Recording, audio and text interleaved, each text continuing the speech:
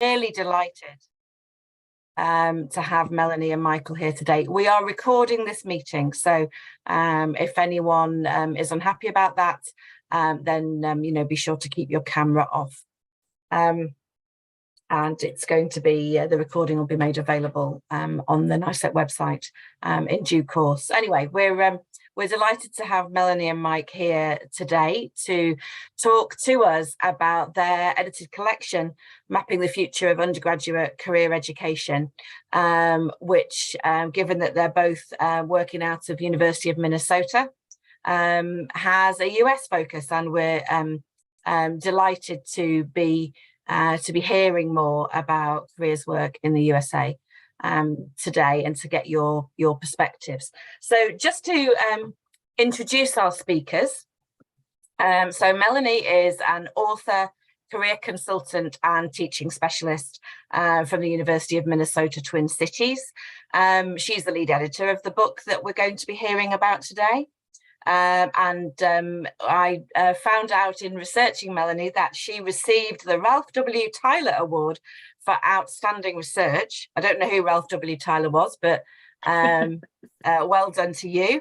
And the Kenneth B. Hoyt Career Practitioner Award for innovative practice.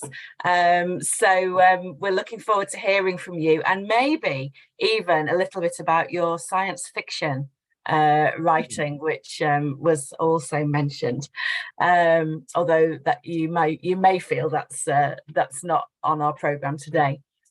Mike, on the other hand, Mike Stebleton is Professor of Higher Education in the College of Education and Human Development at the University of Minnesota Twin Cities, and is involved in teaching undergraduates and graduate students, and has an academic focus on college student development and student career development, and has published widely, and has a merit award from the National Career Development Association in the USA.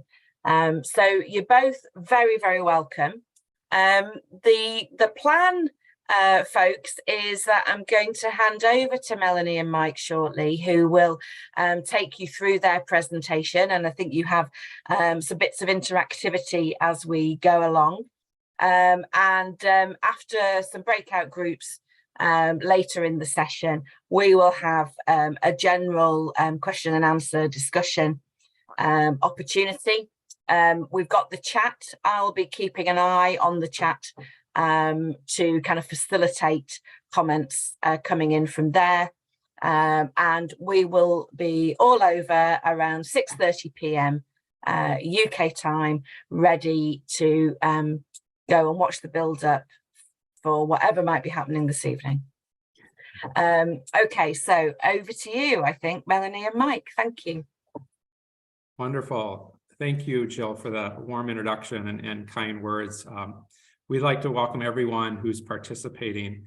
And Jill, of course, you alluded to the World Cup. And as we were preparing for our session, I was checking the match times, and fortunately, there was no direct overlap.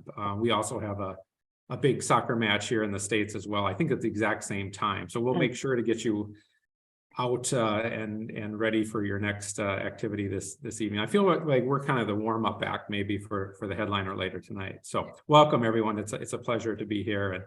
And Melanie, again, we're both from Minneapolis, Minnesota, in different parts of the city zooming in. So it's a pleasure to be here. As Jill said, the title of our session for today is called Mapping the Future of Undergraduate Career Education. And that coincidentally is the title of our new edited text that was published by Routledge. It came out, this is the blatant self-promotion piece, and then we'll really kind of get into your discussion and your insights, but it came out in July of 2022. However, the copyright date is 2023. So it's out there, even though you might see that 2023 date in some sources. As Jill also alluded to, both Melanie and I are instructors at the University of Minnesota Twin Cities here in Minneapolis, St. Paul. And we've got, I think, an opportunity to really engage you in some discussion today. I want to thank Tristram Hooley for the invitation. Also Claire, Jill, and Michael for their facilitation and collaboration to get us ready for today as well. Melanie, can we go to the next slide? Yes. Here's kind of an overview or objectives agenda for the day. Melanie and I have some prepared remarks. We want to talk a little bit about the text itself. This is an edited volume with over 20 different authors from across the globe. And so we want to talk a little bit about our rationale, our purpose for the coming together with the text.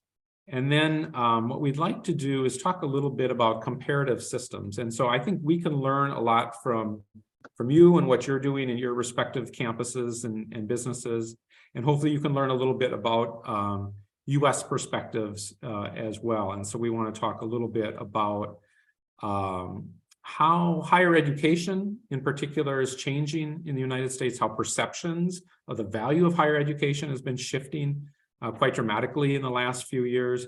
We also want to talk about how students and families in the United States are approaching university and what they're looking for, especially as it relates to career and outcomes as it relates to their education. And I'd be interested, I know Melanie would be interested in your perspectives as to whether or not you're seeing some of those same shifts in terms of demographics as well as college post-secondary options. And so what we'll do is we have some content that we'll provide to you, but really I think what will be most beneficial for all of us is if we engage, right? Had an active conversation, exchange ideas. I know some of you know each other from different affiliations. Some of you might work at similar universities. And so we'll have the opportunity to exchange ideas and possibly even talk about promising practices that are going on at your respective campuses and sites of employment.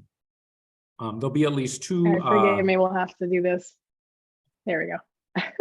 There we go. There'll be at least two breakout discussions, and so Michael will help get us into groups. Those will be about 10 minutes each, and we'll come back and report out and talk about some of the highlights that came out of your discussion. Melanie and I debated whether or not we want to give sort of a historical overview of U.S. career guidance, and we decided to keep this fairly short and brief, acknowledging that some of you might be familiar with this content already. And then we'll kind of come back together at the end with another breakout discussion and then wrap it up. So again, the idea is to be interactive. We've used polls and breakout rooms. Again, as Jill mentioned, feel free to use the chat option. Jill has volunteered to be my chat master. That's what I usually assign a chat master in my classes. And so that way we can have someone summarize and kind of look for main themes that come up. So feel free to interact with each other. Feel free to ask questions as we go along. And again, we want this to be as interactive as possible. All right, Melanie, how'd I do? Did I miss anything? Oh, you're on mute, I think. Sorry, I'm still trying to get the slides to advance. I'm not sure exactly why they're not moving, but that was great. Okay. We'll work this out. Okay, so here's our first poll question. I'll kind of walk through this and we can kind of figure this out on the tech side. So we want to find out who's in the audience today. I think there are at least 33 of you or so. And I would imagine you come from different backgrounds, different areas of expertise and affiliations. And so we are asking the group, which of the following best describes your professional affiliation or identity? So we've got some categories, and hopefully one of these fits. If not, drop something in the chat that maybe better describes your affiliation. So A, career development educator. This could be a counselor or coach. Perhaps you're a career service provider at your institution. Your administrator, your higher ed professionals could be faculty, instructor, maybe an administrator. That's B. D, you could be a student, and then C or E, excuse me, a business leader. And if you have more than one, feel free to throw that in the chat as well. And we'll give you just about 20 seconds to get that in.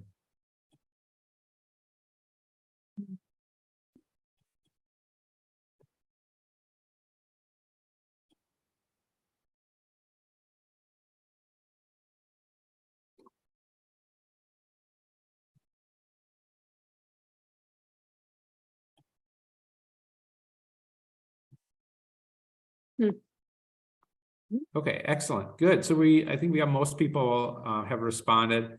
Looks like about 45% identify as career development educator. That's what we anticipated based on our conversations with some of you as we prepared for this session. About 10% administrator, 25% identify as higher ed professional, 10% student, welcome students. Looks like there's at least 2 of you. And then about 10% or 2 of you identify as business industry leader. So what we hope to do is provide more of a general overview of some of these main concepts that are applicable to a range of different contexts. So hopefully you will gain something from our discussion today that you can apply and take back to your setting, irrespective of that's a university context or otherwise. So thank you, Michael. We can probably remove the poll at this point. And then we want to transition into a quote, and this comes from one of our favorite texts, came out about 2020 by McGowan and Shipley, called The Adaptation Advantage. And this is one of our favorite quotes that we think helps situate our discussion today. It says, "We are incredibly well prepared for the past and woefully unready for a future work that is yet to be defined." And I think that illustrates the future of work and the uncertainty around the future of work. I've got colleagues who have young kids. My kids are a little bit older now, but I've got a couple of colleagues that have kindergartners, so five-year-olds.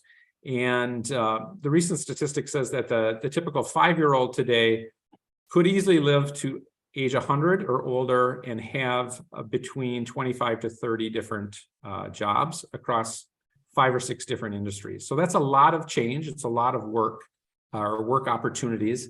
Of those 100 plus years, they could be working maybe 70 years. So that's quite a bit different, longer than, say, my parents' generation or perhaps our grandparents' generation. And so I think as educators, we need to be mindful that there's going to be changes occurring, and this is not new to you. I'm sure you're aware of that.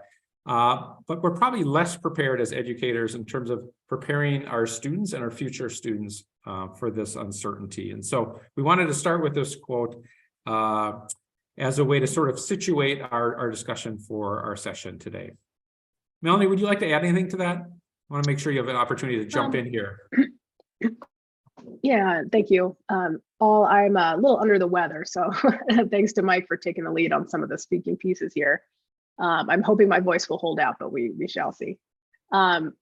Yes, I think this quote, as you said, kind of sums up the zeitgeist behind this book and kind of why we brought folks together. I think our intention was to take on this problem of the future of work and how do we really prepare students mindfully for what is essentially an unknown future, by breaking down some of the silos that we typically find ourselves in. And so, there are many of us who find ourselves in different spaces, higher ed, outside of higher ed. We have, a number of sort of independent consultants that are now working on kind of the problem of the future of work. We've got, writers, scholars, practitioners, students, all these different people working on these issues. And we really wanted to bring folks together in order to try to tackle this, kind of ambiguous future. And so I think that's why McGowan and Shipley and others are writing about some of the same things. And we really wanted to look at, how do we bring together different folks from diverse backgrounds, diverse thinking to really tackle this. And so that was the kind of the impetus behind it. Great. Thanks, Melanie. Another point on this reference, I've used this textbook in some of my undergraduate and graduate courses. And I've been told that these same authors are coming out with a new book called The Empathy Advantage in early 2023. So there's a tip for you, future reading on your reading list. All right, Melanie, can we go to the next slide? Yes, we're going to advance this way. It'll be fun. Yeah. Let's talk a little bit about the book itself. And again, this is sort of the blatant self-promotion piece, and then we'll kind of jump into the content and get everyone more involved. And so the title again is Mapping the Future of Undergraduate Career Education. And then the kind of the follow-up title is Equitable Career Learning, Development, and Preparation in the New World of Work. And so it's Melanie is the lead author, and I want to give her the opportunity, if her voice holds out, to talk a little bit about her sort of rationale and her vision for the project. There's a third author who couldn't be with us today, Michael Sharp, who's a professor at the University of Cincinnati. Overall, our goal is to reimagine undergraduate career education around equity in the future of work. And we really wanted to focus on changes to work and how these changes are accelerating. And of course, a lot of these changes were set in motion pre-pandemic, and they have only been exacerbated in terms of the speed and magnitude of change since the pandemic hit.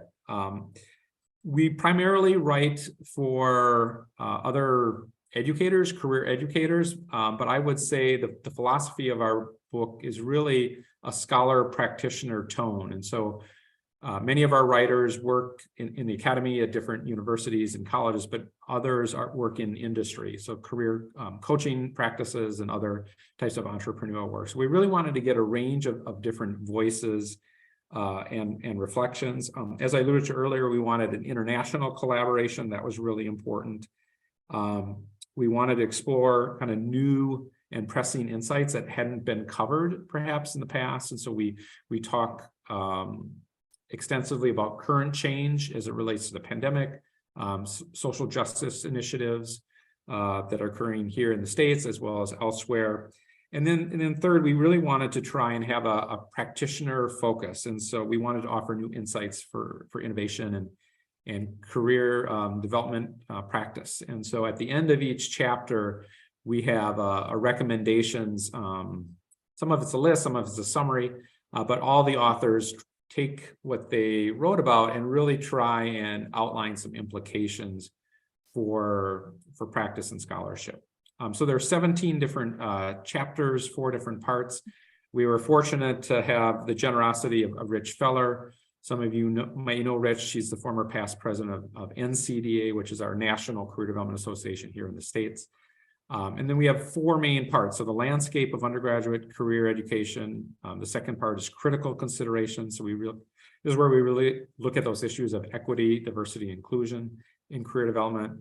And then the third unit is one that Melanie and I really like, and we'll highlight maybe 3 of those particular contributions, looking at paradigms and paradigm shifts in career education. And then the last piece is really focusing on experiential learning in career education. And here in the States, we see significant overlap. I would imagine you do in your work as well, in the UK and other countries where you might be located. And so we spend an entire part or unit looking at experiential education, internships, the role of practical learning in those contexts. So Melanie, anything else that you would add here? No, that was great. The only piece I might add is that, you know, in pulling authors together for this, one of the goals was actually to just have a conversation with people who have very different positionalities in the field and try to see how we could collectively evolve our understanding as we wrote this. And so we did have some sessions with different authors to kind of do some idea sharing. And so it was both kind of a writing project, but it was also just a interesting, diverse conversation that I think pushed our writing to evolve and kind of our thinking to evolve. And so just a very, very fun project. And I think some of these ideas are resonating already. And again, we'll share some of those with you in just a few minutes here. Great. Thanks, Melanie. Next, what we want to do is do another poll. And we want to start talking a little bit about some comparative insights, some comparative systems between the United States and the UK and elsewhere by looking at how higher education, how university might be shifting, okay? And we want to kick off this discussion with another poll. And so I'll ask Michael to help us again. So this is here in the United States. And I want you to guess or estimate what you think the most popular field or discipline of study at our 4-year universities might be currently, okay? So kind of the most selected discipline here in the US. And I'll give you about a minute or less to complete your response. And when we say colleges, we do mean universities. I know that there's a little bit of a difference in language Yes. between our countries. Exactly.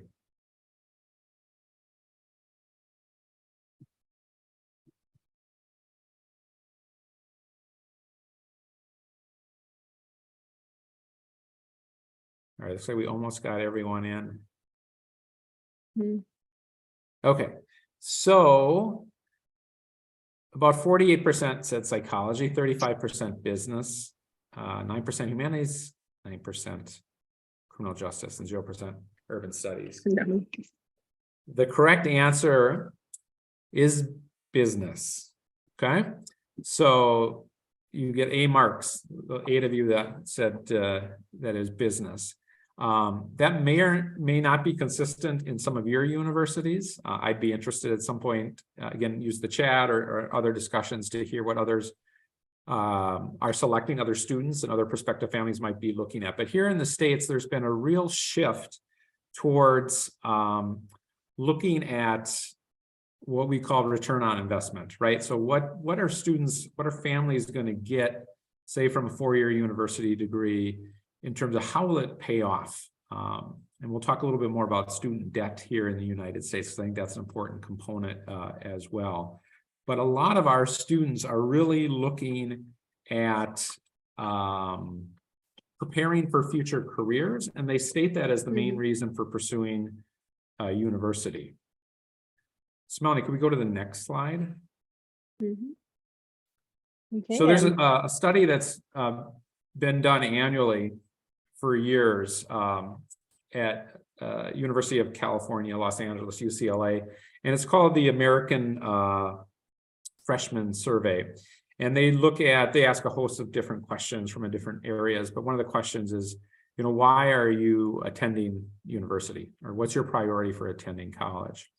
And perhaps not surprisingly, 85% of first-year students say that their main priority for attending college is to get a good job, to get a good career, and or make money. And you might think, well, of course, why wouldn't they do that, or why wouldn't they state that? Well, in the past, when this was done in the 60s, so right around 1968, the response at that point of students, about over 75%, for attending college was to develop a meaningful life or a philosophy of life. And so you can see there's been a shift in the last 40 plus years in terms of why students and families are going to college. And we're seeing that as educators here at the University of Minnesota. Some of us work in new student programs or orientation, and families will oftentimes ask, what can my son or daughter expect to make with a 4-year degree in English or philosophy or theater upon graduation? And so both students and families are asking these questions more directly, perhaps, than in the past. 11% of business leaders strongly agree that higher ed is effectively preparing students for organizations like theirs. That's not that impressive of a percentage. 40% of undergraduates are underemployed. This is a study that was done around 2019, so right before the pandemic, and found that a number of U.S. graduates, so these were students that had finished 4-year university with a degree, were underemployed. In other words, they took positions that either didn't require a 4-year degree, and or they had skills and knowledge that weren't necessarily needed in that position. So they were underemployed and underpaid. And what this study found is that 2, 5, 10 years out, these same students were still underemployed. And so we're having more and more active discussions with our own students around taking jobs that they're qualified for and starting at these well-matched positions based on their education. Also, BIPOC, first-generation and low-income students face significant barriers in accessing career development and experiential learning, and that also impacts postgraduate employment. We have a couple chapters in our book that really look at first-generation college students, thanks, Melanie, Black, Indigenous, people of color, and look at issues that sometimes might serve as barriers or obstacles towards getting opportunities post-graduate study that are in line with their study. So Melanie, would you add anything else to this? No, I think you captured it. I think there's a bit of a history in the U.S. of the liberal arts tradition, and I think some of that is a little bit unique in that we, this liberal arts tradition of kind of humanities, social sciences was very strong in a number of our institutions, and we are seeing, and I think this is to some extent happening in different parts of the world as well, but we're in the US, we're seeing a bit of a turn away from the liberal arts because of the concern about return on investment. And so I think that's part of the reason why you see students leaning into more kind of practical or vocational majors and programs and leaning away from things like optional minors and, sort of not programs where the link to vocation isn't particularly clear. And so that's one piece of this picture. At the same time, obviously, business leaders are beginning to really question whether or not higher ed is preparing students for the workforce or recent graduates for the workforce in the ways that it should. Right. And the next slide summarizes some of those statistics that I just shared from the UCLA American Freshman Survey. Here in the United States, and perhaps this doesn't come as a surprise, there's some questioning about the value of a higher education degree at university just in general. So there's some statistics from the new public agenda report. 2/3 of Americans, so approximately 66%, view higher education as stuck in the past and unable to meet the needs of everyday students. Another 51% of Americans say that college is a questionable investment because of high student loans and limited job opportunities. And so part of this has to do with the amount of student debt that students experience. We'll talk about that in a few minutes. And so I'd be interested in what's happening in your universities, your places of work, your interactions with students. Are students still questioning the value of degree? I would imagine maybe not necessarily so in the same vein. Because many of our students do go into student debt, whereas I know at some of your universities, that's not necessarily the case.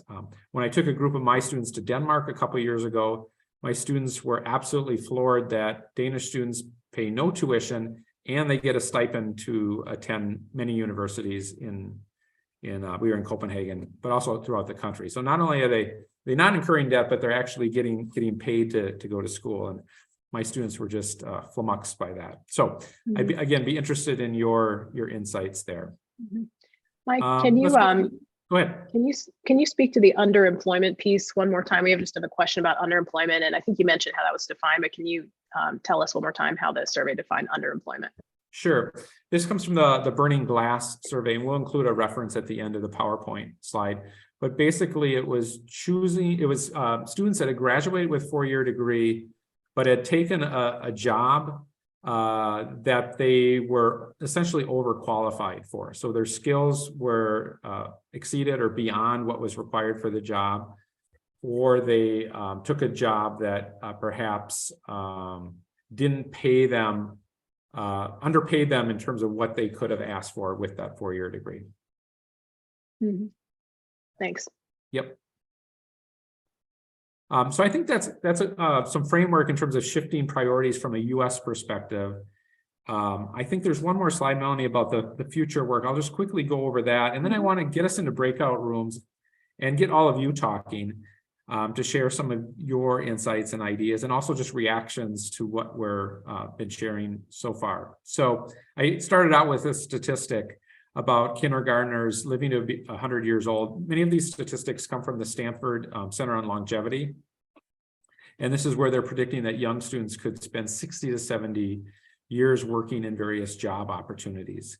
And that, of course, means that their career will not be linear, right? We know that that's not the norm anymore, that people are going to be swirling in and out of different job opportunities.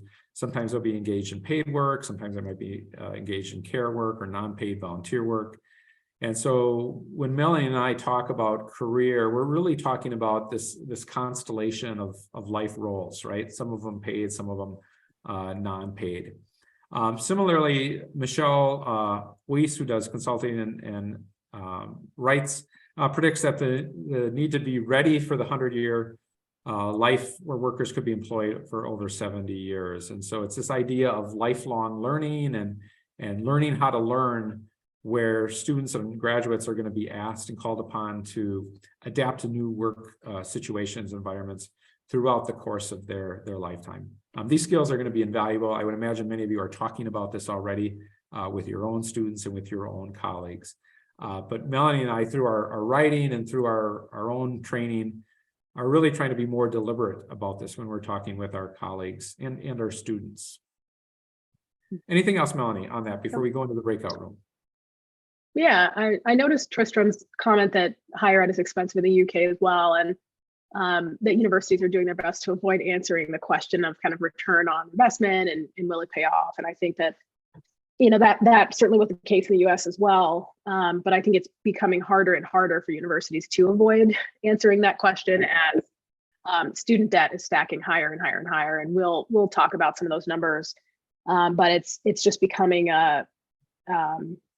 universities are being scrutinized, and it's just becoming harder and harder to kind of avoid the question. And so I think that's why business leaders are kind of coming in and saying, you know, could we do this better? You know, you've got companies like Google and others who are beginning to offer credentialing programs, skills-based programs to try to kind of, you know, move in on that market, so to speak. And so they're just, universities, I think, are under a lot of pressure, and that is probably the case in the UK as well, it sounds like.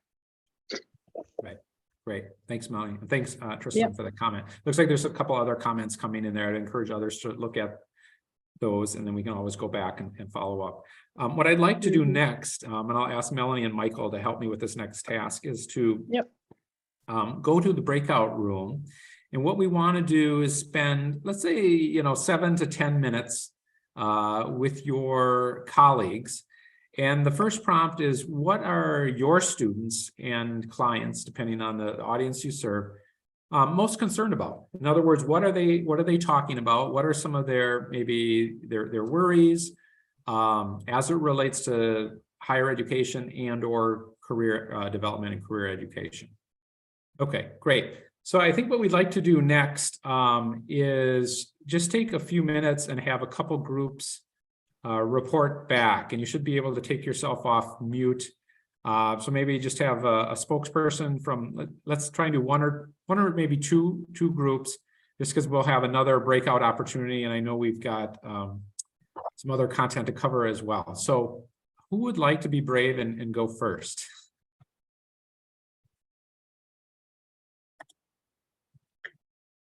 I don't mind. I don't mind going first. So in our group, we sort of mainly higher education, and concerns that students were facing were around choice of course, outcome of course, but time was a big factor. How they were being expected to manage their time and focus on different things, and concerns about that might cause them to not do as well in their degree as they might otherwise do. So having to focus on too many things. Okay, so balancing responsibilities. Yeah, Michelle, sounds like okay, and how to manage that. Okay. All right, Jenny, is that right? Yeah. So from our point of view, I think we might have been group 6, I'm not sure. We were talking about students really being concerned about sustainability. So they're thinking about climate change, they're thinking about impact on the environment, and you know, also how things align to the UN SDGs, and thinking about mental health and justice, and also how their values align to the organization that they want to work for. So it's not necessarily the main motivator being finance or, you know, income and return on investment even.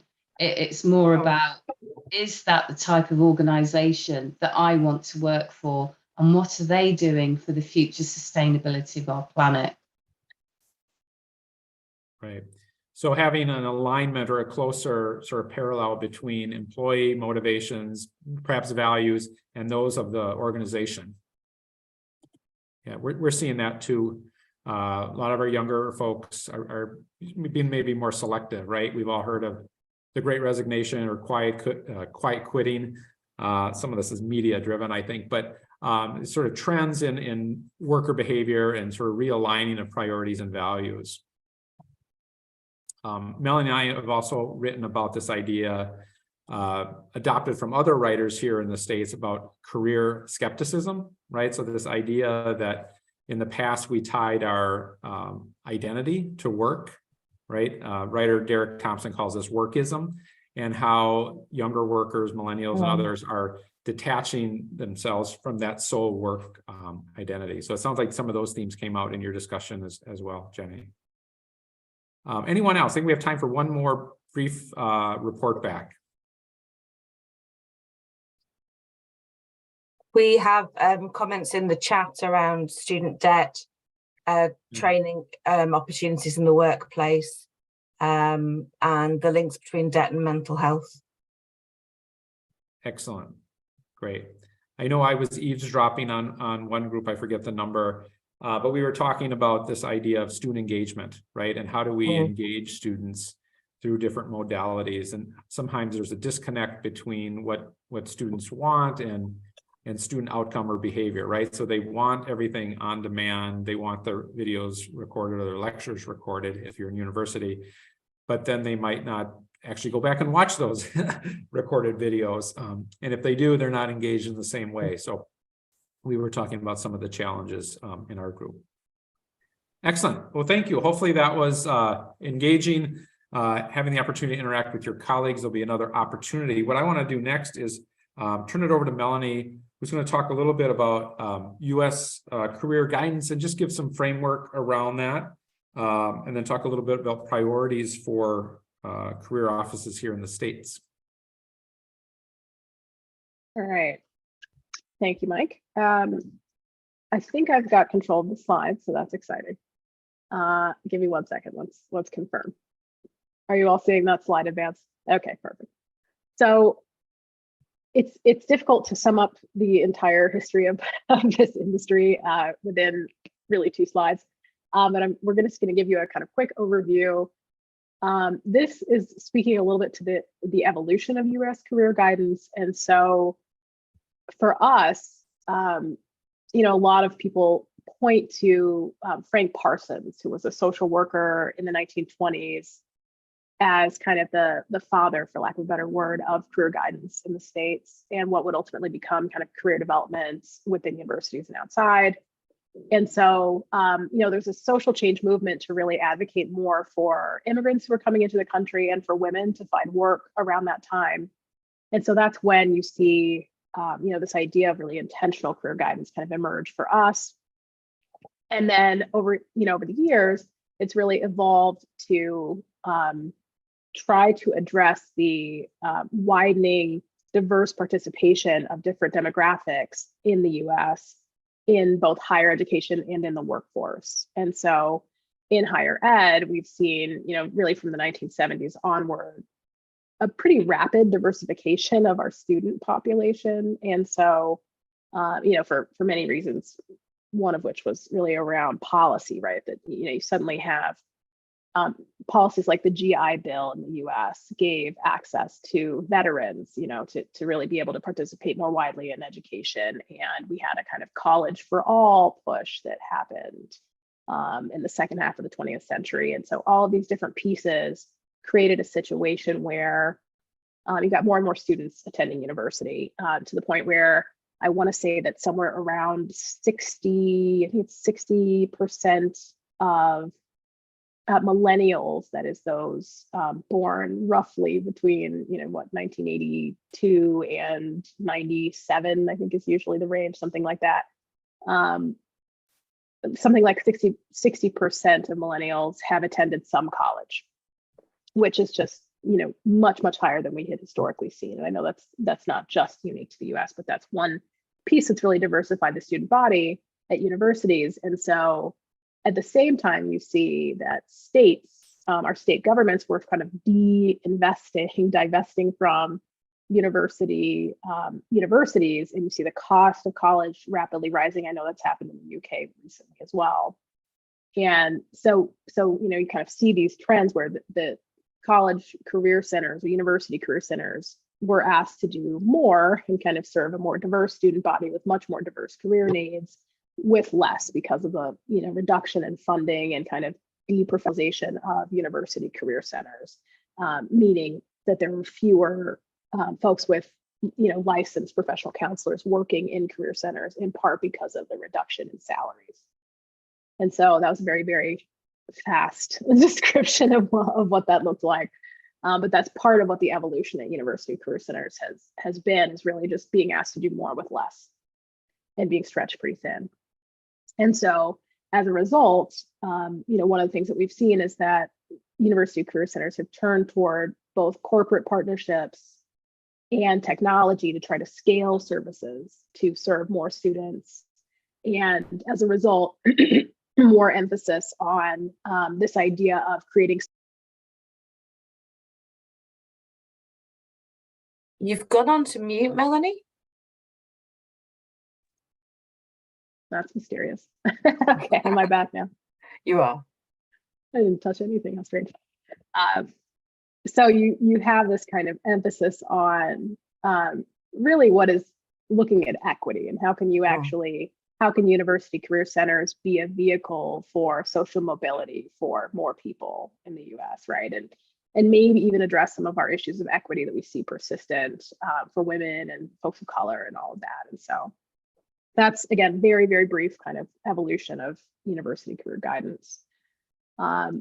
Really then leading to, and this is in some ways simplified, but leading to these 4 priorities for career offices in the States. The first being a pretty significant and increasing emphasis on work integrated learning. And again, I know that that's not just the US, I know that that's happening in the UK and Canada and a number of other places. But this emphasis on, how do we integrate career into the classroom in both the form of academic, kind of work-based learning programs like service learning, research-based learning, internships, field experiences, practicums, all of those pieces. But then also, how can we integrate career development courses into the academic curriculum and make them required, in different places, so that we see more emphasis on career development throughout the curriculum to get more of a return on that, investment in the degree. We have also seen in the US that universities have been elevating career center leadership roles. And I'm curious to what extent this is going on in the UK. But one very famous example was Farouk Day, who is a well-known, you may know him, well-known career practitioner who was, Mike, remind me, where was he before Johns Hopkins? He was at Stanford, is that right?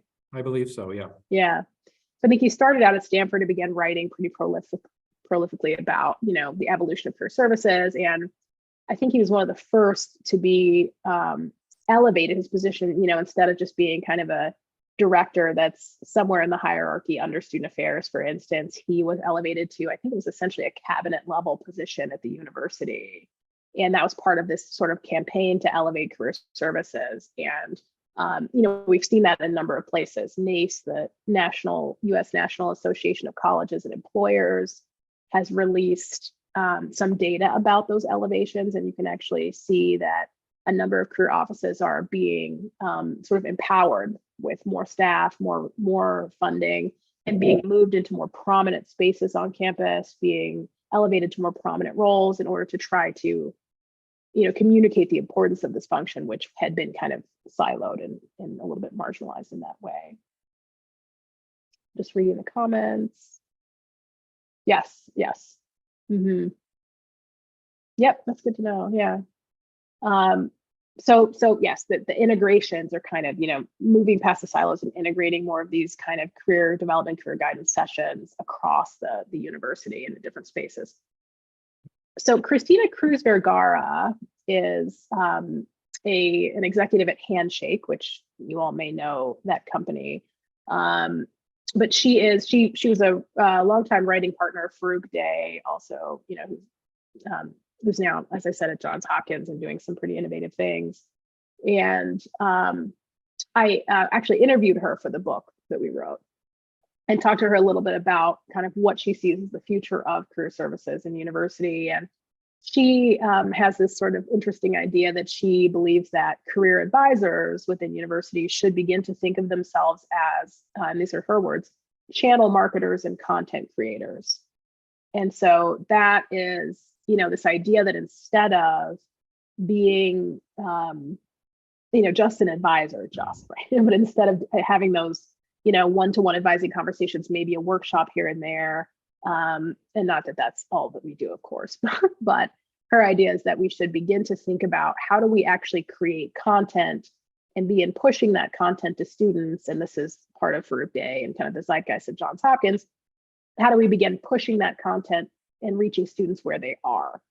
And so rather than having them come to us, we kind of, you know, create content that can then resonate and go to them. And so you see things like micro video tutorials and you know, little short clips of information regarding careers. And you know, a number of schools have looked at portals where you can then have little kind of mini courses on career related topics that students are taking. And so these ways of really using technology to deliver career material in easy, accessible, kind of Gen Z and student-friendly ways. And so that's one idea that's out there, and Christine Cruz-Vergara and Handshake are kind of exploring that as a possibility. And then finally, you know, we obviously equity in the US has received quite a bit of attention in the last few years. And many career centers are really looking at, you know, the double whammy of the cost of education and access, the often constrained access to opportunities for first generation students, that is students who are the first generation of their family to go to college, low income students, non-white students, students of color. And so we, you know, we see that that's another piece that the career centers are really grappling with. And I will tell you that I think it's that's a particularly challenging piece. And it's, I think we're just beginning to really think about what it could look like to integrate equity more seamlessly into the way that we approach career services at university. So that's a big piece. So those are again, very brief, kind of some of our priorities in the states that we're really grappling with at university career centers. And I see that some interesting, career influencers, yes, content creators, absolutely. That's in that same kind of vein that Christine Cruz-Vergara has been talking about, and certainly an interesting approach and makes a lot of sense in terms of what we know about, you know, generational trends and evolving technologies. Mm-hmm. Thanks, Jill. Thanks for that comment. I think you're probably talking about the work of Candy Ho, who's based out of Canada, and her dissertation on career influencers. I would encourage you to take a look at that reference. Mm-hmm. Yes, Candy Ho is doing some great work for sure. Yes, that's had a bit of recognition, I think, over here. 5 years. Mm-hmm. So, Yeah, Melanie, some great comments coming in. Should we talk a little bit about student debt and maybe go into that next poll? Yes. So just a tiny tangent to humor us on the student debt piece, because it is, I think, pretty central to this conversation. And again, those constrained opportunities for many students as they're moving beyond school. So we have a third poll for you here. This is our third and last poll. So Michael, hopefully you can see this. So in the US, what is the average amount of debt for a 4-year undergraduate degree? And as you see, we have 4 options. I did do my best to translate this into pounds so that you could kind of get a comparison point. But what do you think?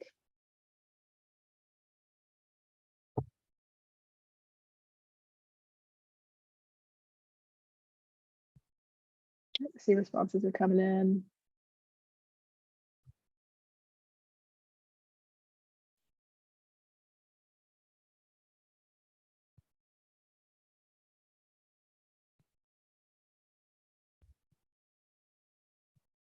Yeah. So it looks like we've got majority are saying 50,000 here, $50,000, or about 41.8 thousand pounds. And it looks like our runner up here is 30K, so 30,000 or 25.1K pounds. Yeah, so you're close. Got a couple winners here. So let me see if I can. So the answer was C, 30,000. And so that's the average student loan debt for a 4-year degree. And one big factor there is the nature of the school, right? Private versus public education. Public education is significantly less expensive, but you do, and I know this, you also have this in the UK, but you do see students come out with significantly more debt than that, especially if they attend a private institution. And that's just, of course, undergraduate. Fun fact about Minnesota, where Mike and I currently are, in the state of Minnesota, an average 4-year degree holder has about 31,700 in debt. So it's really, really close to that average. Michelle, do you have a question? Yeah, is that just the fees for the course, or is that the living costs as well? Because our students have 2 loans. They have a fee loan that goes direct to the university and they never see, but they can also take a loan out towards maintenance, which doesn't even cover the cost of the halls of residence. Mm-hmm.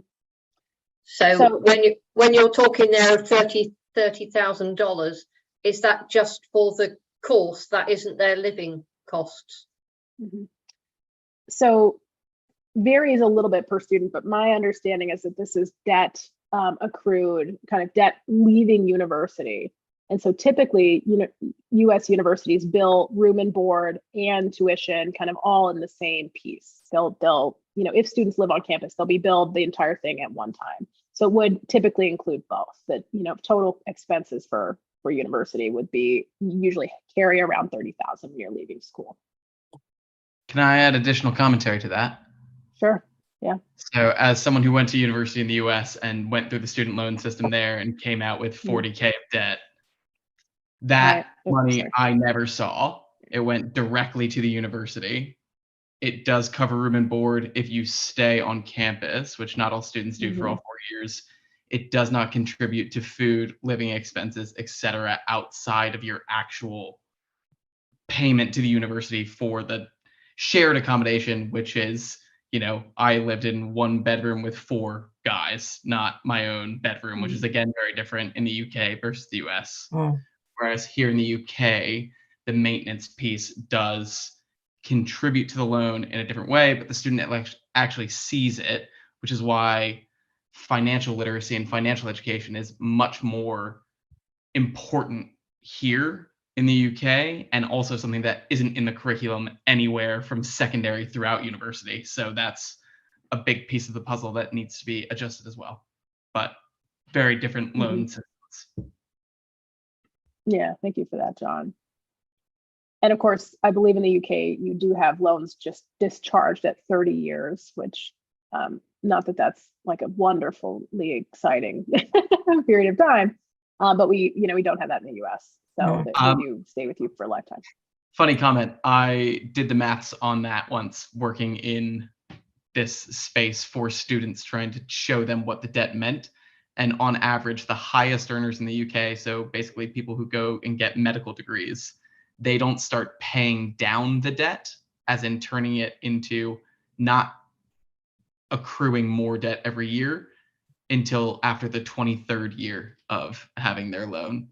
So it takes 23 years to even start paying it down rather than just paying interest. So it's very, very wild, different systems. Yeah, and I understand the period when it's going to be written off is actually being extended. So they're going to be paying it for longer. Yeah.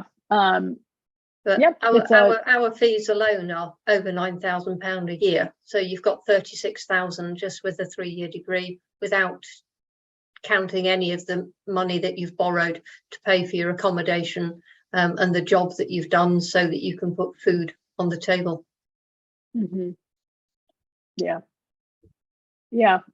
Certainly a worsening picture, right, in kind of wherever you are.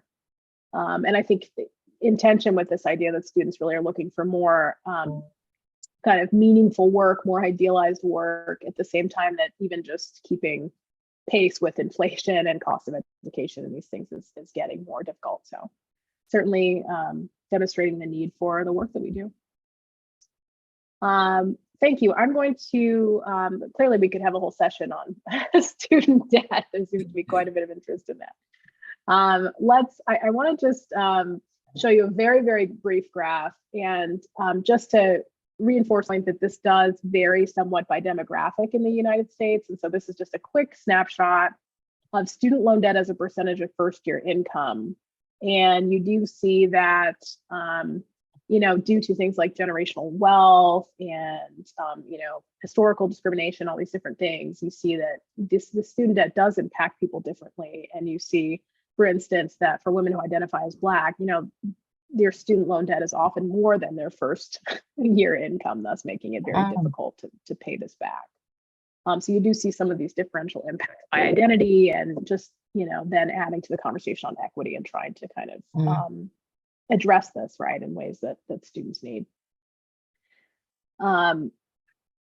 So I know that we are, how are we doing on time, Jill? So we have about 16 more minutes.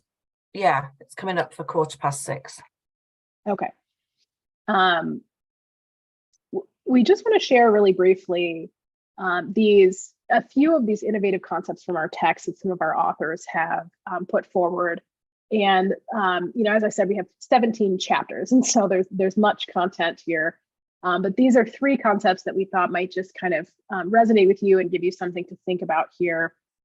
And so I'll describe the first one, and I'll let Mike take the second and the third. I'm wondering if any of you have heard of this concept of multi-potentiality. And this is not entirely new, but there's a writer and actually really someone who identifies as a community host, a host of a digital, you know, kind of online community named Emily Wapnick, who has a TED Talk that has several million views on this concept of multi-potentiality. And the idea is that students are really prioritizing exploring diverse interests and multiple roles in their careers. And Emily writes about how to do that and has a whole online community to support the pursuit of multiple interests and multiple roles. But this idea that Mike alluded to earlier of, you know, we have diverse identities now, we have diverse interests, we're complex human beings. And so what would it look like for your career to reflect that, rather than being this kind of linear thing that captures maybe one aspect of your interests? And so along with that is the possibility to diversify your income, which can then support some of these issues around affordability and cost of living and all of that. So that's one idea that we have. Mike, can you want to talk about 2 and 3? Yeah, definitely. The second one we have listed there is a narrative approaches, or this idea of career as story. And again, this is not a completely novel approach. Mark Savickas, who's a leading vocational psychologist here in the United States, has been talking about career construction and career as story for quite some time. But it's this idea of viewing one's life as I alluded to earlier, a constellation of life roles, and trying to find the meaning that ties these different roles and episodes, if you will, to use a narrative analogy, and to really coach our students and our clients around making sense of their story, and then being able to support them around articulating that story. So if they're interviewing for a prospective job, and they might have a gap in their employment, or there might be some type of life circumstance, you know, talking with that prospective employer about why they made those decisions and how they might find meaning in those different narrative episodes, if you will. So that's chapter 12. In chapter 11, our colleague JP Michel, he's based out of Ottawa, Canada, and he talks about this concept that he calls the challenge mindset.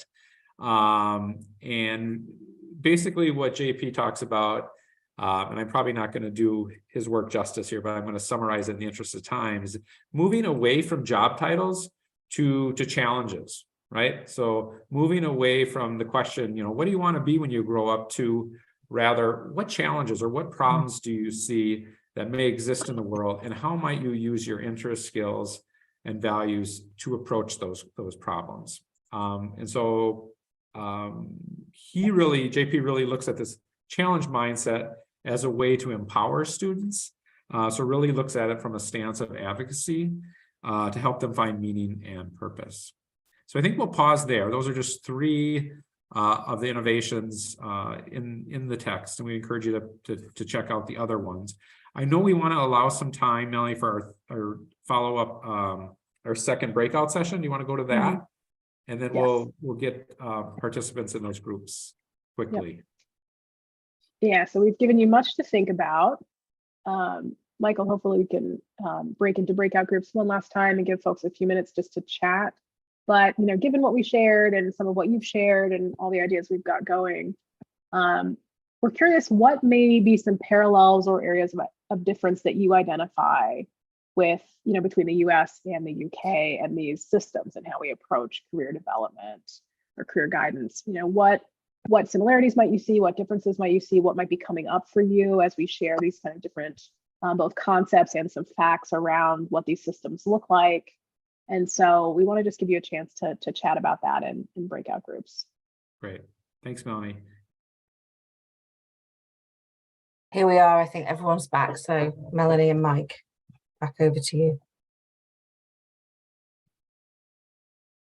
So thank you for that, and hopefully have some kind of rich conversations. Wondering if a few groups want to share back what's coming up for you in these conversations. What is either most interesting to you about this, or what parallels, what differences do you see?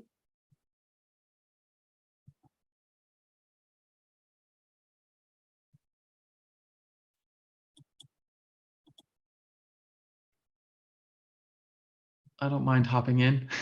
I feel like my group's probably tired of hearing my voice. We talked about just the difference in framework, really.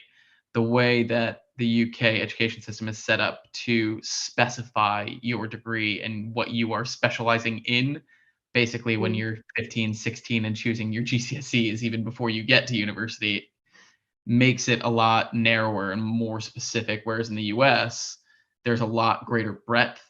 We also talked about the difference in practical versus theoretical teaching. And for me in business school, I never wrote an essay because why would I write an essay? I'm never going to write an essay. I'm a business person. Like, nobody will read that if I give it to them. So we were assessed in a different way. And I think talking about assessment and the way that different assessments are done and linking assessment to your career aspirations is very, very different across the two systems. So lots of differences. Thank you. Can I just say, I was once asked in an exam board why our nursing students doing a medicine or prescription module had to have a 90% pass mark and not the usual 40-50%. And we asked them how many deaths were acceptable.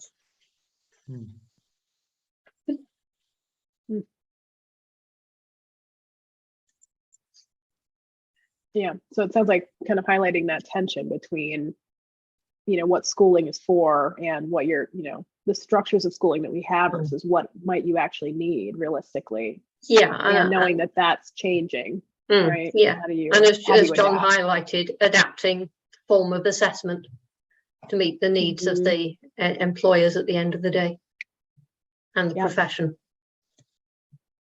Yes, absolutely. And we know that, you mentioned that many students in the UK are asked to decide fairly early what they want to specialize in. That's the case in many other countries. India is known, for instance, for having that very early decision point around testing and kind of deciding which area you're going to go into, whereas many schools in the US do allow you a bit more time to explore, thus perhaps contributing to that disconnect for employers, right? And feeling like students aren't very prepared for or vocationally focused when they graduate. Yeah. There are a couple of comments, Melanie, just to summarize as we conclude. Jill writes that the focus on graduate outcomes in the UK gets in the way of thinking about lifelong learning or lifelong career development. And then there's a comment about, this looks like it's maybe a similarity between the systems, the challenges of scaling and personalizing services while also ensuring the return on investment and measuring impact beyond numbers. Yep. Yes, absolutely. So I know we are coming up to time here. But thank you so much for your engagement. This was wonderful. Still got comments coming in the chat. Mike and I can stay if folks have questions, and I'll let Jill kind of decide how we want to wrap up. Well, we'll end the formal proceedings by offering our thanks to both of you, to Melanie and to Mike for leading that session. It's been really thought-provoking. Thanks also to Michael for the technical support, and Justin Hooley from NICEC, of course, who wrote a chapter for the book for connecting us together.